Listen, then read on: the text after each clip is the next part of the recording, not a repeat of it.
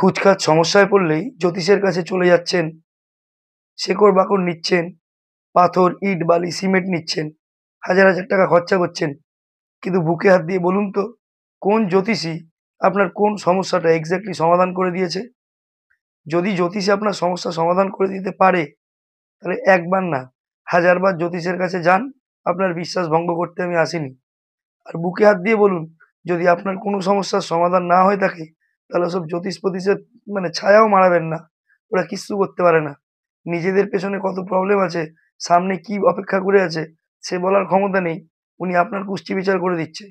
শনি সাড়ে সাতিতে, বৃহস্পতি মঙ্গলে, মঙ্গল শুক্রে, আর সবকিছু গুষ্টির পিন্ডিতে। ৳১,০০০ দাও, দোষ কাটাবো। ৳৩,০০০ দিয়ে যজ্ঞ করলে দোষ কেটে যাবে। আর ৳১০,০০০ দিয়ে ইট, বালি, পাথর, সিমেন্ট, চুন, সুরকি খেলে সব ঠিক হয়ে যাবে। এসব হয় না দাদা। পৃথিবী অনেক পাল্টে গেছে, পৃথিবী এগিয়ে গেছে। আপনিও এগিয়ে যান। ওসব জ্যোতিষ-ফোতিশ, তোতাপাকির ধার কাছেও মারাবেন না।